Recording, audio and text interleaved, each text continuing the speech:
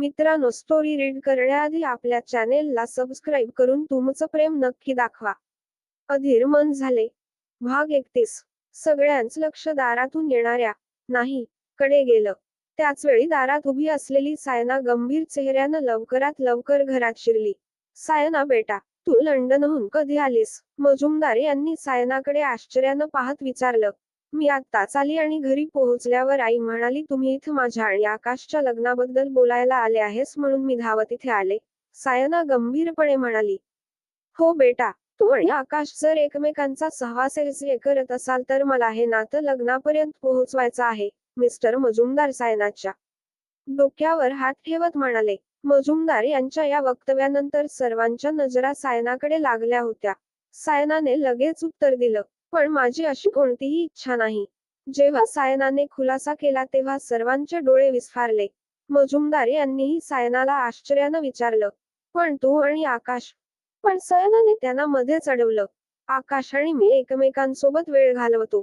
नुसतं hang out करतोय. याचा अर्थ असा नाही की आम्हा दोघांना लग्न करायचं आहे. पप्पा, एवढं मोठं बोलण्यापूर्वी तुम्ही माझ्याशी एकदा बोलायला हवं होतं. सायना आता चिडचिड झाली आहे. हो, नाहीतर मुलीला न विचारता ते आमच्या मुलाचा हात मागायला आले होते. हेमाजींनीही मजुमदारांना समजावलं. पण बेटा, तू लंडनला होतीस आणि मला वाटलं की मी तुला सरप्राईज देईल हे लग्नाचं सांगून. मजुमदार खिन्न चेहऱ्यानं म्हणाले. पप्पा, हे माझं आयुष्य आहे आणि मी त्याबद्दलचा प्रत्येक निर्णय स्वतः घेईन. मी तुम्हाला किंवा आईला विचारल्याशिवाय काहीही करणार नाही पण निर्णय माझा असेल. आणि मला आकाशशी लग्न करायचं नाही. सायनाने मिस्टर मजुमदार यांना सर्वांसमोर स्पष्ट शब्दात सांगितलं. सायनाचे बोलणे ऐकून विरल आणि आकाश दोघांच्याही चेहऱ्यावर हसू उमटलं. तू एकदम बरोबर आहेस मुलगी. आकाशजवळ उभ्या असलेल्या हेमाजी कुजबुजले. त्यांची कुजबूज आकाशने ऐकली आणि हेमाजी अजून कुजबुजत होत्या. आकाश त्यांच्याकडे प्रश्नार्थक नजरेने बघितले तर हेमाजींनी आकाशकडे बघून पुन्हा कुजबुजले. वडिलांना माहित नसेल, पण मुलीला तुझ्याबद्दल आणि तुझ्या छंदांबद्दल नक्कीच माहिती असेल. मग ती तुमच्याशी लग्न करायला नक्कीच नकार देईल. आकाशनं हेमाजींकडे तिरकसपणे पाहिलं आणि हेमाजी पुन्हा गप्प बसले. मला माफ करा. माझ्या वडिलांमुळे तुम्हा सर्वांना झालेल्या त्रासाबद्दल मी माफी मागते. सायनाने सर्वांसमोर हात जोडले आणि मिस्टर मजुमदारांच्या हातातून बिझनेस पेपर्स घेतले. बाबा, वैयक्तिक आणि व्यावसायिक संबंध नेहमी वेगळे ठेवले पाहिजेत. माझ्या लग्नासाठी तुम्हाला कोणाच्या तरी असहायतेचा फायदा घ्यायचा आहे का? मजुमदार साहेबांना त्यांची चूक कळली. सॉरी बेटा, माझ्या मुलीवरच्या प्रेमात मी आंधळा झालो.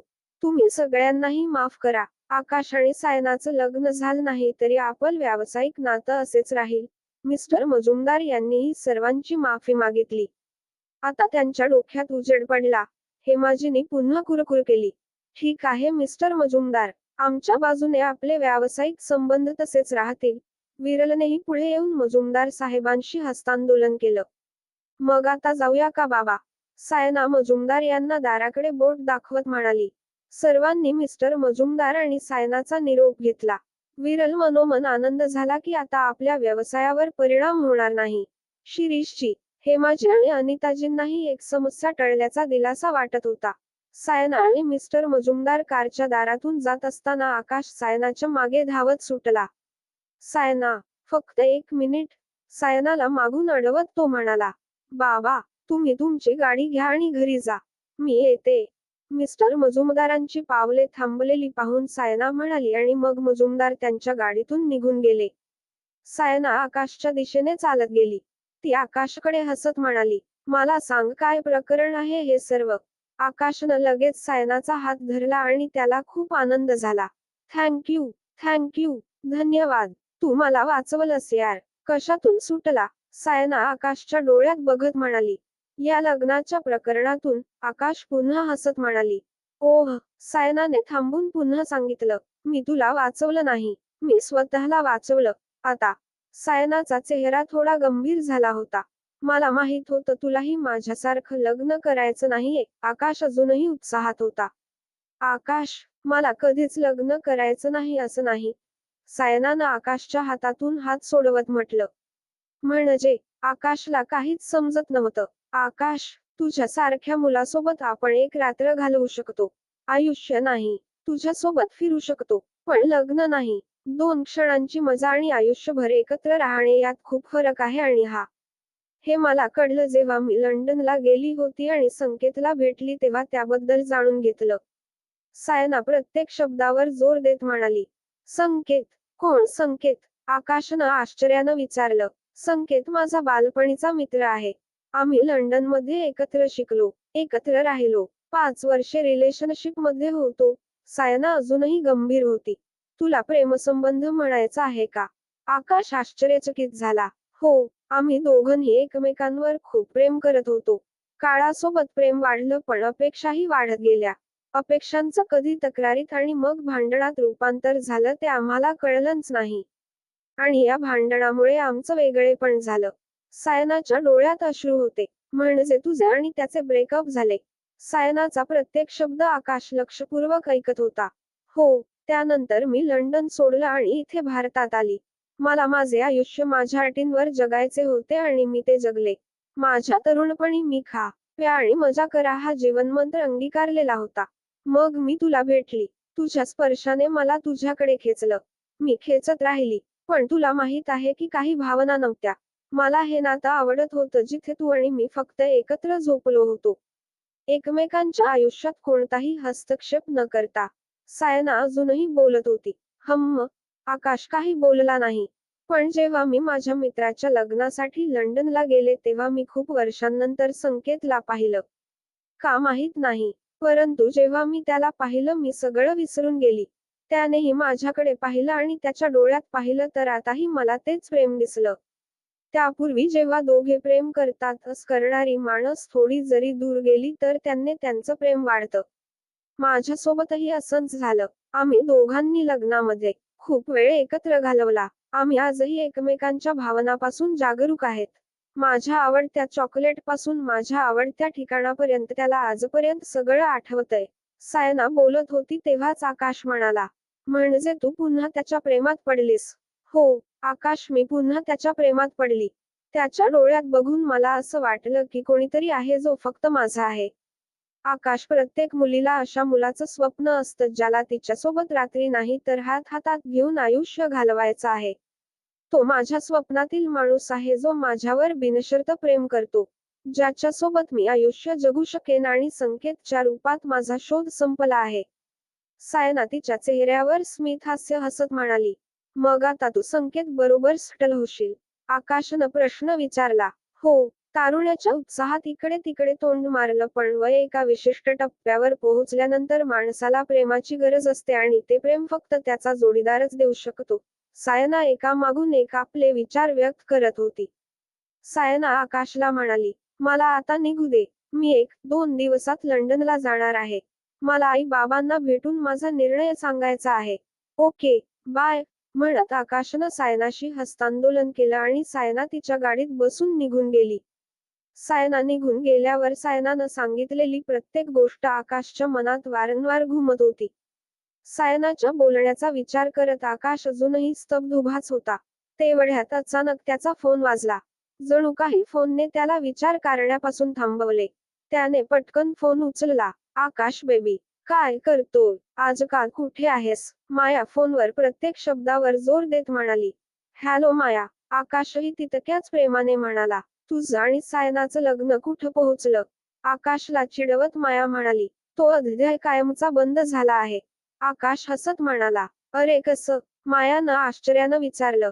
त्यानंतर आकाशनंही मायाला सर्व काही सांगितल्यानंतर त्याने सायनाने सांगितलेल्या प्रत्येक शब्दाबद्दल मायाला सांगितलं. सायनाचं असं बोलणं मायाला आवडलं नाही. तिच्या चेहऱ्यावर राग दिसत होता. ती लगेच कठोर स्वरात म्हणाली. तिला काय माहिती तू कसा आहे? तू काचेसारखा आहे बेट्टू. जे आत आहे तेच बाहेर आहे. आजकाल तुमच्यासारखी माणसे मिळणे कठीण आहे. पुरे झाले मेरी माँ. पुरे आता. तू माझी एवढी स्तुती केलीस तर मी हरभऱ्याच्या झाडावर चढेन. आकाश हसत म्हणाला. अरे, मी गंमत करत नाही. मी खरं सांगते आकाश. माया थोडी गंभीर झाली. सायनाला माहित असो वा नसो. मला माहित आहे की मी कसा आहे यार मला तिचं काहीही वाईट वाटलं नाही. आकाश पुन्हा हसत म्हणाला. मग काहीही मनावर घ्यायची गरज नाही. माया कडक स्वरात म्हणाली. हो, नाही घेणार आहे. पण तिचं कुठे काही चुकलंय? माझ्यासारख्या मुलाशी कोणत्याही मुलीला लग्न करायचं नाही. सायनालाही नाही. मला मुलींचं एवढं व्यसन आहे की माझ्यासारख्या मुलाशी लग्न कोणीही करणार नाही. मी कोणाच्याच स्वप्नांचा राजकुमार नाही. मुलींना भावनांची गरज असते आणि मी पूर्णपणे भावनाशून्य आहे आणि तुला ते माहीत आहे. आकाशच्या प्रत्येक शब्दातील वेदना मायाला जाणवत होती. आकाश, तू अजिबात भावनाशून्य नाहीस. तू खूप भावूक आहेस पण तू तुझ्या मनातल्या कुठल्या तरी कोपऱ्यात तुझ्या भावना दडपून ठेवल्या आहेत. माया पुन्हा गंभीर होत म्हणाली. मला भावना प्रधान व्हायचं नाही. मी वासना प्रधान असण्यात आनंदी आहे. आकाश हसत म्हणाला. आज आपण कॉफीसाठी भेटू का? अचानक मायानं आकाशला विचारलं. कुठे? तुमच्या घरी की हॉटेल? द हिमालय. आकाशचे डोळे चमकले. आपण कॅफेमध्ये जाऊ शकतो का?